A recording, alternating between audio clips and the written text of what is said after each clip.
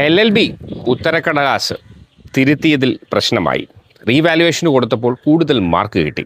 വളരെ അനാസ്ഥയാണ് LLB പരീക്ഷാ പേപ്പറിൽ തിരുത്തിയതിലുണ്ടായത്. യോഗ്യതയില്ലാത്തവർ പേപ്പർ തിരുത്തി എന്ന ആരോപണവും ഉന്നയിക്കുന്നുണ്ട്. ഒരുപറ്റം വിദ്യാർത്ഥികൾ, LLB വിദ്യാർത്ഥികൾ രാഷ്ട്രീയ കക്ഷി ഭേദമന്യേ വാർത്താസമ്മേളനം നടത്തുന്നു. അവരുടെ ആവലാതികളും ആവശ്യങ്ങളുമാണ് അവർ ഉന്നയിക്കുന്നത്. കേൾക്കുക. തിരുവനന്തപുരം ഗവൺമെന്റ് ലോ കോളേജിലെ ഫൈനൽ ഇയർ സ്റ്റുഡൻസ് ആണ്. ഇപ്പോൾ നമുക്ക് അറിയാവുന്ന ഒരു കോമൺ പ്രശ്നം അത് അഡ്രസ്സ് ചെയ്യുന്നതിന് വേണ്ടിയിട്ടാണ് ഇന്ന് ഇങ്ങനെ ഒരു പ്രസ് മീറ്റ് വിളിച്ചിരിക്കുന്നത്. ഇവിടെ എത്തിച്ചേർന്ന എല്ലാ മാധ്യമപ്രവർത്തകർക്കും ആദ്യം തന്നെ നന്ദി അറിയിക്കുകയാണ്. അപ്പോൾ നമുക്കറിയാം, രാജ്യമൊട്ടാകെ പരീക്ഷാ നടത്തിപ്പിലും മൂല്യനിർണ്ണയത്തിലും ഉണ്ടായിക്കൊണ്ടിരിക്കുന്ന ഗുരുതരമായിട്ടുള്ള അപാകതകൾ, മൂല്യനിർണ്ണയത്തിൽ ഉണ്ടാകുന്ന മറ്റ് പ്രശ്നങ്ങൾ, ഇതെല്ലാം ഇന്ന് ഇന്ത്യ ഒട്ടാകെ ചർച്ച ചെയ്തുകൊണ്ടിരിക്കുന്ന ഒരു കാലഘട്ടമാണ്. ജന്തർ മന്ദറിലെ സമരം നമ്മൾ കണ്ടതാണ്. അപ്പോൾ സമാന രീതിയിൽ ഇന്നിപ്പോൾ കേരളത്തിലും ഈ ഒരു വിഷയം ചർച്ചയായിക്കൊണ്ടിരിക്കുകയാണ്. കഴിഞ്ഞ വെള്ളിയാഴ്ച ഓഗസ്റ്റ് 14-ാം തീയതി കേരള യൂണിവേഴ്സിറ്റിയുടെ ആസ്ഥാനത്ത് ഒരു കൂട്ടം വിദ്യാർത്ഥികൾ കക്ഷി രാഷ്ട്രീയ ഭേദമന്യേ ഒത്തുചേർന്ന് അവിടെ യൂണിവേഴ്സിറ്റിയുടെ വിദ്യാർത്ഥി വിരുദ്ധ നിലപാടുകൾക്കെതിരെ സമരം ആരംഭിച്ചിരിക്കുകയാണ്. അനിശ്ചിതകാല സമരത്തിലാണ് വിദ്യാർത്ഥികൾ. നമ്മൾ പല രീതിയിലും യൂണിവേഴ്സിറ്റിയെ വിദ്യാർത്ഥികളുടെ ആവശ്യങ്ങളും അവരനുഭവിക്കുന്ന പ്രതിസന്ധികളും പ്രയാസങ്ങളും ബോധ്യപ്പെടുത്താൻ ശ്രമിച്ചപ്പോൾ തികച്ചും നിഷേധാത്മകമായിട്ടുള്ള, നമുക്ക് നിരാശാജനകമായിട്ടുള്ള ഒരു റെസ്പോൺസാണ് യൂണിവേഴ്സിറ്റിയുടെ ഭാഗത്തു നിന്നുണ്ടാകുന്നത്. അപ്പോൾ ഇതിനെ സംബന്ധിച്ച് കൂടുതൽ വിശദീകരിക്കുക എന്നുള്ളതാണ് ഇന്നിപ്പോൾ ഇങ്ങനെ ഒരു മീറ്റിംഗ് വിളിച്ചതിൻ്റെ ഉദ്ദേശം. അപ്പോൾ പറയാനുള്ള കാര്യങ്ങൾ, ആദ്യം തന്നെ നമ്മുടെ ഏറ്റവും പ്രധാനപ്പെട്ട വിഷയം എന്ന് പറയുന്നത് പരീക്ഷാ നടത്തിപ്പിലുണ്ടാകുന്ന കാലതാമസം. ഒന്നാമത്തെ ഇഷ്യൂ ആണത്. കാലതാമസം എന്ന് പറയുമ്പോൾ വലിയ ഒരു ഡിലേ ആണ്. നമ്മുടെ ഓരോ സെമിസ്റ്ററിലും നടക്കേണ്ട എക്സാമുകൾ അത് കൃത്യസമയത്ത് നടക്കാതെ, ഉദാഹരണം പറയുകയാണെങ്കിൽ 5ാം സെമിസ്റ്ററിൽ പഠിക്കുന്ന ഒരു വിദ്യാർത്ഥി 3ാം സെമിസ്റ്ററിൻ്റെ എക്സാം എഴുതുകയാണ്.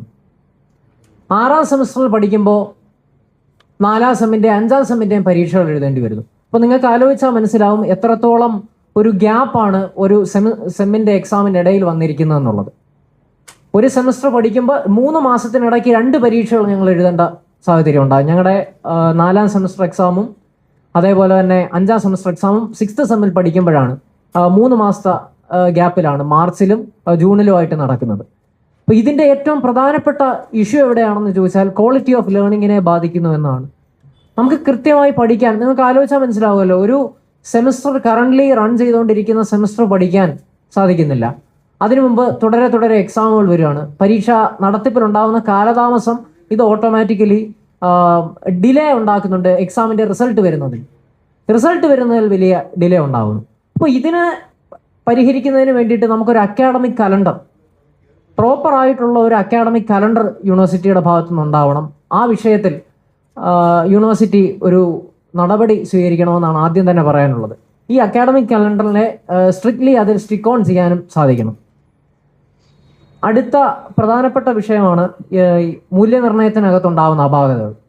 അതിൽ കഴിഞ്ഞ ദിവസം വലിയ സമരങ്ങൾ മറ്റ് സംഘടനകളുടെ ആയിക്കോട്ടെ, അല്ലാതെ രാഷ്ട്രീയമൊന്നും ഇല്ലാതെ പറയുന്ന ഇപ്പോൾ വിദ്യാർത്ഥികൾ അവിടെ ചെയ്യുന്ന സമരമായാലും അതിൽ ഏറ്റവും പ്രധാനപ്പെട്ട, ഏറ്റവും ക്രൂഷ്യൽ ആയിട്ടുള്ള പോയിന്റാണ് ഈ മൂല്യനിർണ്ണയത്തിനകത്തുണ്ടാകുന്ന അപാകതകൾ എന്നത്. അപ്പോൾ കൃത്യമായിട്ടുള്ള ഒരു വാല്യുവേഷൻ പ്രോസസ്സ് ഇല്ല എന്നുള്ളതാണ് ഖേദകരമായിട്ടുള്ളൊരു വസ്തുത. അവിടെ സംഭവിക്കുന്നത്, ആദ്യം ഒരു റിസൾട്ട് വരുന്നു. ആദ്യം കേരള യൂണിവേഴ്സിറ്റിയുടെ റിസൾട്ട് പബ്ലിഷ് ചെയ്യുമ്പോൾ അതിൽ നമുക്ക് കാണാം പാസ് പെർസെൻറ്റേജ് എന്ന് പറയുന്നത് 50-55% വരെയാണ് മാക്സിമം വരുന്നത്. അപ്പോൾ ഊഹിക്കാമല്ലോ, പകുതിയോളം സ്റ്റുഡൻസ് അല്ലെങ്കിൽ 45% പരീക്ഷ എഴുതുന്ന വിദ്യാർത്ഥികളും പരാജയപ്പെടുന്ന ഒരു സാഹചര്യം. അതിനെ തുടർന്ന് റീവാലുവേഷൻ അപ്ലൈ ചെയ്യും. റീവാലുവേഷൻ്റെ റിസൾട്ടുകൾ വരുമ്പോൾ വലിയ തോതിലുള്ള ഒരു മാർക്കിൽ വർധനവ് വരികയാണ്. ഒരു വലിയ സബ്സ്റ്റാൻഷ്യൽ ഇൻക്രീസ് ഉണ്ടാകുകയാണ്. ഇപ്പോൾ ഒരു സെമിസ്റ്റർ 3rd സെമ്മിൽ അപ്ലൈ ചെയ്യുമ്പോൾ ഒരു വിദ്യാർത്ഥിക്ക് 50 മാർക്ക് കൂടുകയാണ്. മൊത്തം ആ സെമിസ്റ്ററിൽ 50. അതായത് ഒരു വിഷയത്തിന് 28 മാർക്ക് കൂടുന്നുണ്ട്. ഒരു വിഷയത്തിൽ 28 മാർക്ക് കൂടുന്നുണ്ട്. ഇങ്ങനത്തെ പല ഇൻസ്റ്റൻസുകൾ ഇവിടെ വിവരാവകാശം യൂണിവേഴ്സിറ്റി തന്ന രേഖകളുടെ അടിസ്ഥാനത്തിൽ പറയുകയാണ്. ഇപ്പം 1ാം സെമിസ്റ്റർ എക്സാമിൻ്റെ അത് സംബന്ധിച്ചുള്ള ഡാറ്റ കളക്ട് ചെയ്യുമ്പം യൂണിവേഴ്സിറ്റി തന്നെ പറയുന്ന കാര്യമാണ്. ഇത് നമുക്ക് പ്രസ് മീറ്റിന് ശേഷം നിങ്ങൾക്ക് ഇതിന്റെ കോപ്പി തരാവുന്നതാണ്. ഇവിടെ 231 റീവാലുവേഷൻ ആപ്ലിക്കേഷനുകൾ ഫസ്റ്റ് സെമസ്റ്റർ എക്സാമിന് കൊടുത്തു. 231 വിദ്യാർത്ഥികളാണ് റീവാലുവേഷൻ അപ്ലൈ ചെയ്യുന്നത്.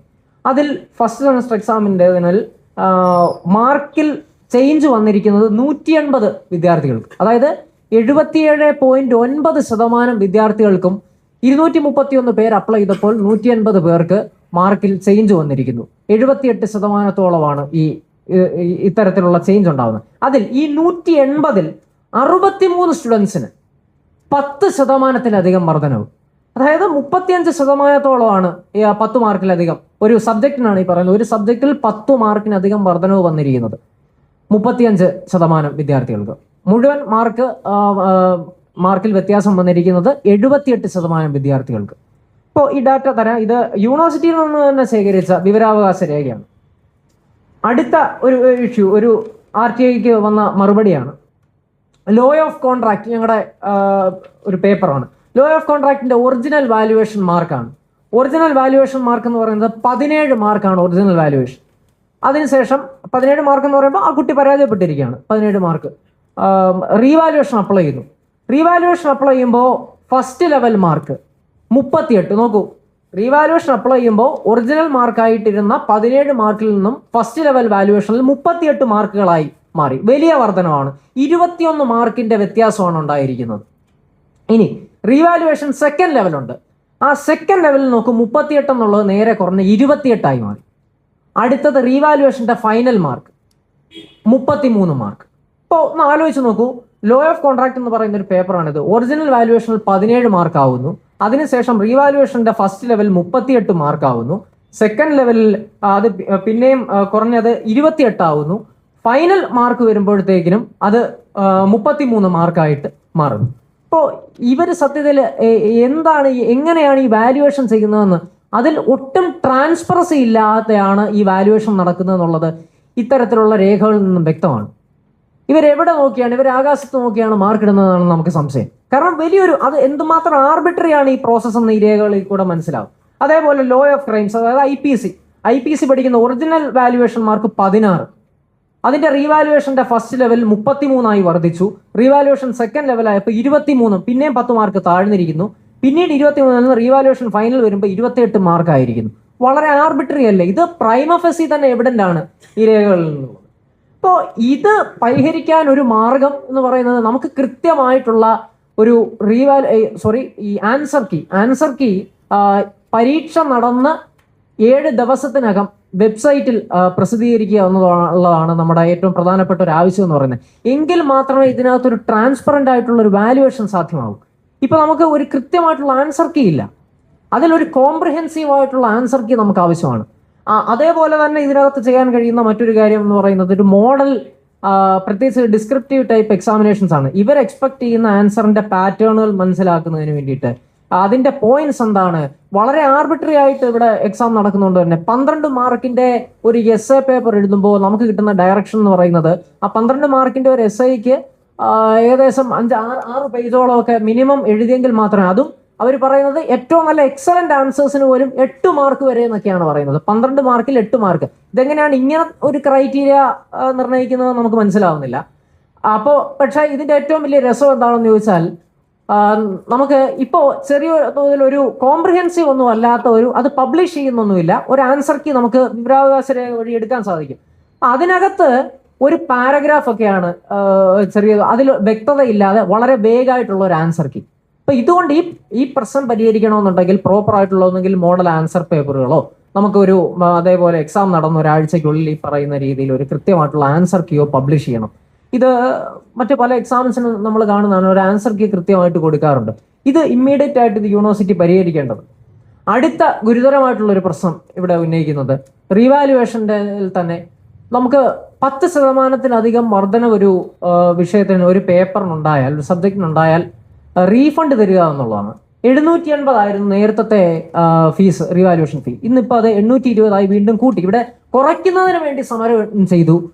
പക്ഷേ യൂണിവേഴ്സിറ്റി 820 അത് വർദ്ധിപ്പിക്കുകയാണ് ചെയ്തത്. അപ്പോൾ നമ്മൾ ഉന്നയിക്കുന്ന ആവശ്യങ്ങളോട് മുഖം തിരിക്കുക എന്നതിൽ ഉപരിയായി ഒരു പടി കൂടി കടന്ന് അതിന് പ്രതിഷേധാത്മകമായിട്ടുള്ള നടപടി കൂടി യൂണിവേഴ്സിറ്റിയുടെ ഭാഗത്ത് ഉണ്ടാവുകയാണ്. 780 കുറയ്ക്കാൻ സമരം ചെയ്തെടുത്ത് പിന്നെയും 40 രൂപ വർദ്ധിപ്പിച്ച് 820 ആക്കിയിരിക്കുന്നു. അതുപോലെ സ്ക്രൂട്ടിനി ഫീസും വർദ്ധിപ്പിച്ചിരിക്കുന്നു.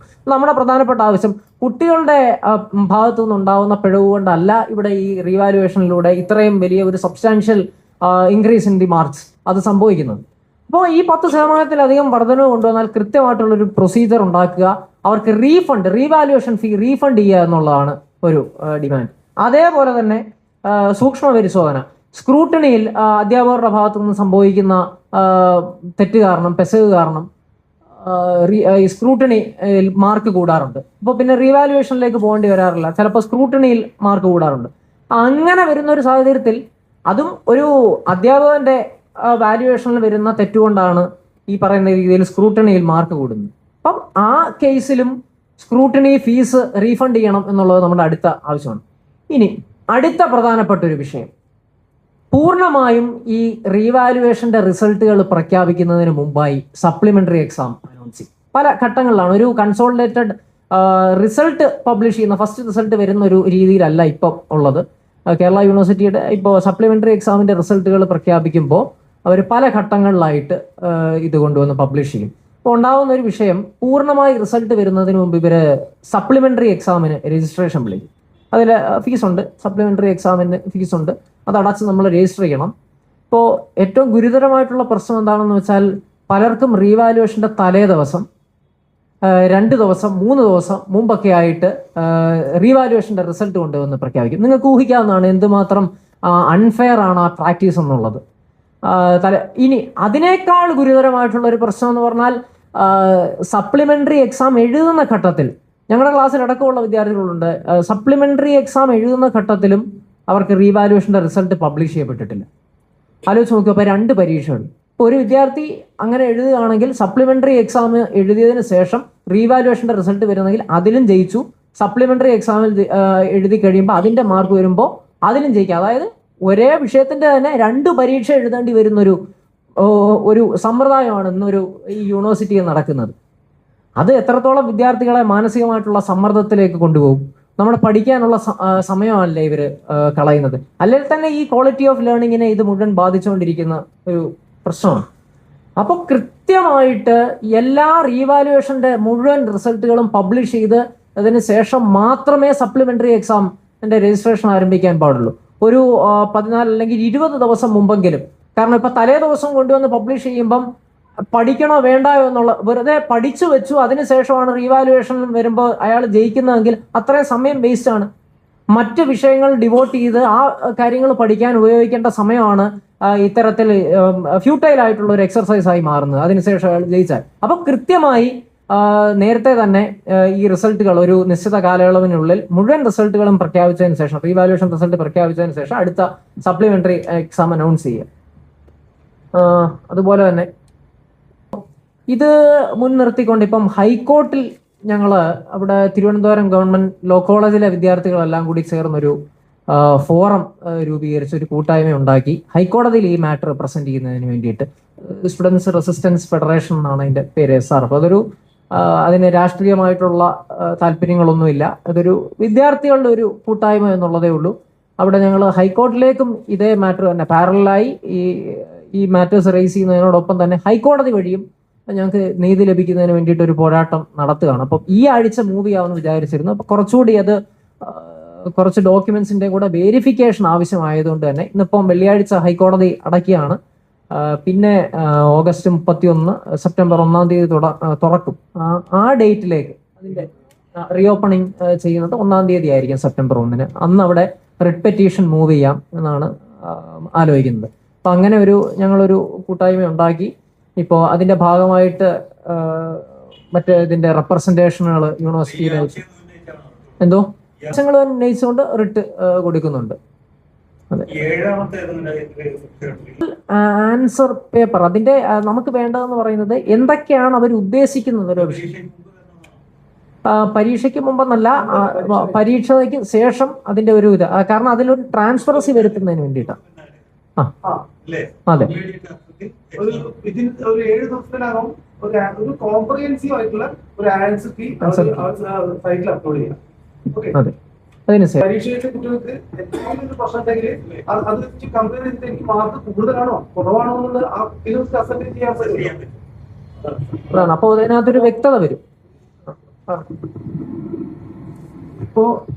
ഇപ്പൊ നിലവിൽ തീർത്തും യൂണിവേഴ്സിറ്റിയുടെ ഭാഗത്തു നിന്നുള്ള ഒരു അശാസ്ത്രീയമായ ഒരു വാല്യുവേഷൻ സമ്പ്രദായമാണ് നിലനിൽക്കുന്നത്. അതായത് കോംപ്രിഹെൻസീവ് ആയിട്ടുള്ള ഒരു ആൻസർ കീ ഇല്ല എന്നുള്ളതാണ് ഏറ്റവും ഗുരുതരമായ പ്രശ്നം. നിങ്ങൾ ആലോചിച്ച് നോക്കുക, ഒരു കോംപ്രിഹെൻസീവ് ആയിട്ടുള്ള ഒരു ആൻസർ കീ ഇല്ലാതെ ഇൻഡിവിജ്വൽ ആയിട്ട് ഓരോ വ്യക്തിക്കും, അത് എക്സാമിനേഴ്സ് ആയ ടീച്ചേഴ്സ് ഒരു 5 പേപ്പർ നോക്കുക, 5 പേര് എക്സാമിനേഴ്സ് ഉണ്ടെങ്കിൽ അവർ 5 രീതിയിലാണ് പേഴ്സണലൈസ്ഡ് വാല്യൂഷനാണ്. പേഴ്സണലൈസ്ഡ് അതായത് അൺസയന്റിഫിക് ആയിട്ടുള്ള ഒരു വാല്യൂഷൻ പ്രോസസ്സാണ് നടന്നുകൊണ്ടിരിക്കുന്നത്. അതായത് അത് പരിഹരിക്കാൻ ഒറ്റൊരു വഴിയുള്ളൂ, കോംപ്രിഹെൻസീവ് ആയിട്ടുള്ള ഒരു ആൻസർ കീ അവർ സൈറ്റിൽ പരീക്ഷ കഴിഞ്ഞിട്ട് ഒരു 7 ദിവസമോ അല്ലെങ്കിൽ 10 ദിവസമോ എടുത്തോട്ടെ, അതിൻ്റെ ഉള്ളിൽ അവർ അപ്ലോഡ് ചെയ്യാം. പിന്നെ വേറൊരു വിഷയം പറയാനുള്ളത്, സബ്ജക്റ്റ് നോളജ് ഇല്ലാത്ത എക്സാമിനേഴ്സ് ഉണ്ട്. ഇപ്പോൾ ഇൻകം ടാക്സ് അല്ലെങ്കിൽ ഇൻഫർമേഷൻ ടെക്നോളജി എന്ന പരീക്ഷ എഴുതുന്ന കുട്ടികളെ പേപ്പർ നോക്കാൻ അറ്റ്ലീസ്റ്റ് സബ്ജക്ട് നോളജ് വേണ്ടേ? ഒരു 20 വർഷം 15 വർഷം എനിക്ക് ടീച്ചിങ് എക്സ്പീരിയൻസ് ഉണ്ട് എന്ന് പറഞ്ഞതുകൊണ്ട് മാത്രം കാര്യമായില്ല, അതൊരു വിഷയമാണ്. അപ്പോൾ സബ്ജക്ട് നോളജ് എക്സ്പേർട്ട് അല്ലാത്ത എക്സാമിനേഴ്സ് ആണ് വാല്യൂഷൻ മാർക്കിടായിരിക്കുന്നത്. അപ്പൊ അതിന്റെ കോൺസിക്വൻസ് നിങ്ങളൊന്ന് ആലോചിച്ച് നോക്ക്. എങ്ങനെ ഏത് രീതിയിൽ നല്ല രീതിയിൽ എഴുതിയാലും മാർക്ക് തോന്നുന്ന പോലെ അവർ ഇട്ട് കൊടുക്കുക. കാരണം എന്താ വെച്ചാൽ ഒരു സിസ്റ്റം ഇല്ല, ഒരു സെറ്റ് ഓഫ് റൂൾസ് ഇല്ല, ഒരു ആൻസർ കീ ഇല്ല, സയന്റിഫിക് ആയിട്ടുള്ള ആൻസർ കീ ഇല്ല. അപ്പൊ അവർക്ക് തോന്നുന്ന പോലെ ചെയ്യാം. അപ്പോൾ തോന്നുന്ന പോലെ ചെയ്യാൻ വേണ്ടിയിട്ടുള്ള ഒരു സമ്പ്രദായമാണ് നമ്മൾ ലീഗൽ എഡ്യൂക്കേഷൻ ഇന്ത്യയിൽ. അപ്പോൾ അതിന് മോണിറ്റർ ചെയ്യുന്ന ഒരു അതോറിറ്റി ഉണ്ട്, റെഗുലേറ്റർ ഉണ്ട്, BCI, bar council of India എന്ന അതോറിറ്റി. ആ അതോറിറ്റിയാണ് ഇവിടെ റെഗുലേറ്റർ ചെയ്യുന്നത്, റെഗുലേറ്ററാണ് ലീഗൽ എഡ്യൂക്കേഷൻ ഇന്ത്യയിൽ. അപ്പോൾ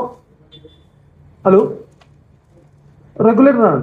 അപ്പോൾ അവരുടെ ഇമ്മീഡിയറ്റ് ആയിട്ടുള്ള ഒരു ഇന്റർവെൻഷൻ വേണം ബാർ കൗൺസിൽ ഓഫ് ഇന്ത്യന്റെ. കാരണം ലീഗൽ എഡ്യൂക്കേഷൻ ആകെ മൊത്തം തകർന്ന് തരിപ്പണമായിട്ട് നിൽക്കുകയാണ് ഇവിടെ. ക്വാളിറ്റി ഇടിഞ്ഞു തകർന്നിരിക്കുകയാണ്. ആ ഇടിഞ്ഞു തകർച്ചയിൽ നിന്നും രക്ഷപ്പെടണമെങ്കിൽ ബാർ കൗൺസിൽ ഓഫ് ഇന്ത്യന്റെ ഇന്റർവെൻഷൻ വേണം. പിന്നെ വേറൊരു വിഷയം പറയാനുള്ളത്, അക്കാഡമിക് സപ്പോർട്ട് ഞങ്ങൾക്ക്, അത് നിങ്ങൾ ശ്രദ്ധിക്കണം, അക്കാഡമിക് സപ്പോർട്ട് ഞങ്ങൾക്ക് കോളേജിൽ നിന്ന് കിട്ടുന്നത് ബിലോ 25% ആണ്. അത് നിങ്ങൾ ചിന്തിച്ചു നോക്കിയാൽ മതി. ബിലോ 25% അക്കാഡമിക് സപ്പോർട്ടാണ് കോളേജിൽ നിന്ന് ഞങ്ങൾക്ക് കിട്ടുന്നുള്ളൂ. അതായത് ആ ടീച്ചിങ് ഫാക്കൽറ്റിയിൽ നിന്ന് ഞങ്ങൾക്ക് കിട്ടുന്ന സാധനമാണ്. ഇതൊക്കെ വെച്ചിട്ടാണ് ഞങ്ങൾ എഴുതി കൂട്ടുന്നത്. ഔട്ട്സൈഡേഴ്സ്, ഗൈഡ്, മറ്റേ സ്റ്റഡി മെറ്റീരിയൽസ് ഒക്കെ പുറത്തുനിന്ന് സമ്പാദിപ്പിച്ച് ഈ പിടിച്ചു നിൽക്കണ്ടേ, പരീക്ഷ എഴുതി ജയിക്കണ്ടേ, പാസ്സാവണ്ടേ, ആ ഒരു വിഷയത്തിന്റെ മുകളിൽ കുട്ടികളെ പ്രശ്നങ്ങളാണ് ഇവിടെ. ഇത്രയും ഗുരുതരമായ പ്രശ്നം ഇവിടെ നിലനിൽക്കുന്നുണ്ട്. അത് നിങ്ങൾ ഈ വിഷയം ഒന്ന് ഹൈലൈറ്റ് ചെയ്തിട്ട് ആവശ്യത്തിനുള്ള ഒരു മാധ്യമ ശ്രദ്ധ പിടിച്ചു പറ്റുന്ന രീതിയിൽ വാർത്ത പ്രസിദ്ധീകരിക്കണം എന്നാണ് പറയാം. അതേപോലെ ഒരു പല വേരിയേഷൻസ് ഓഫ് മാർക്സ് പറയുന്നതാണ്. ഇതിനകത്ത് നമ്മൾ കളക്ട് ചെയ്തതിൽ 10%-ലധികം 66 സ്റ്റുഡൻസിൻ്റെ വരുന്നുണ്ട്. ഇത് ജസ്റ്റ് കഴിഞ്ഞ ദിവസം 71 സ്റ്റുഡൻസിൻ്റെ 71 റെസ്പോൺസുകൾ കളക്ട് ചെയ്തിട്ടാണ്. ഇതിൽ 29 മാർക്കിന്റെ വർധനം ഉണ്ടാകുന്ന കേസുണ്ട്. ഒരു വിഷയത്തിനാണ്, ഒറ്റ വിഷയത്തിനാണ് 29 മാർക്കിന്റെ വർധനവ്, 28 മാർക്കിന്റെ വർധനവ്, 16 മാർക്കിന്റെ വർധനവ്, 14, അങ്ങനെ വലിയ, മനസ്സിലായല്ലോ, 80 മാർക്കിന്റെ ഒരു പരീക്ഷയിലാണ് ഈ പറയുന്ന 29ഓളം 28 മാർക്കും ഒക്കെ വർധന വരും. അപ്പോൾ ആ വിഷയത്തിന്റെ സീരിയസ്നെസ് നിങ്ങൾക്ക് ഊഹിക്കാവുന്നതാണ്. ഇതും നമ്മൾ റാൻഡമായി കളക്ട് ചെയ്ത ഒരു ചാർട്ട്, അതും തരാവുന്നതാണ്. ആണ് ഇനി എന്തെങ്കിലും മറ്റു ചോദ്യങ്ങൾ വല്ലതും ഉണ്ടെങ്കിൽ മറ്റ് യൂണിവേഴ്സിറ്റികളുടേതായി സഹകരിക്കുന്ന ഇപ്പോൾ തൽക്കാലം നമ്മൾ ഈ ഏതാ നമ്മളിവിടെ തിരുവനന്തപുരം ഗവൺമെന്റ് കോളേജിലെ സ്റ്റുഡൻസിന്റെ ഒരു കൂട്ടായ്മയാണ്. അപ്പോൾ അതിനകത്ത് നമുക്ക് കൂടി ആലോചിച്ചതിന് ശേഷം മറ്റ് യൂണിവേഴ്സിറ്റികളുടെ പ്രശ്നം അത് അവരുമായി കമ്മ്യൂണിക്കേറ്റ് ചെയ്തിട്ട് അവിടെ ഈ പറയുന്ന MG യൂണിവേഴ്സിറ്റി, കാലിക്കറ്റ് സർവകലാശാല, അവിടെയുള്ള കുട്ടികളും കൂടി ആശയവിനിമയം നടത്തിയതിനു ശേഷം നമുക്ക് അതിനെക്കുറിച്ച് നമ്മൾ ആലോചിക്കാം. ഇപ്പം നിലവിൽ അതിനെക്കുറിച്ചുള്ള ഒരു തീരുമാനമൊന്നും. പേര്, എൻ്റെ പേര് ആസിഫ് സക്കീർ എന്നാണ്. ആസിഫ് സക്കീർ.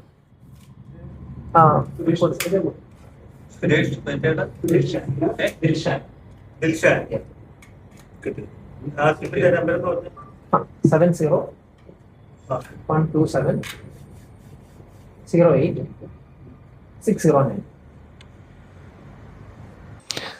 എന്നു മാറും ഈ അഴിമതിയും ഈ ദുര്യോഗവുമൊക്കെ. നിയമം പഠിപ്പിക്കുന്ന വിദ്യാലയത്തിൽ തന്നെ നാളത്തെ നിയമപാലകരാകേണ്ടവരുടെ അവസ്ഥ ഇതാണെങ്കിൽ സാധാരണ വ്യക്തികളുടെ മനുഷ്യൻ്റെ അവസ്ഥ എന്തായിരിക്കും? സംസ്ഥാന സർക്കാർ, കേന്ദ്ര സർക്കാർ വേഗം ഇടപെട്ട് ഒരു പരിഹാരം കണ്ടെത്തണമെന്ന് വിനീതമായി അഭ്യർത്ഥിക്കുകയാണ്.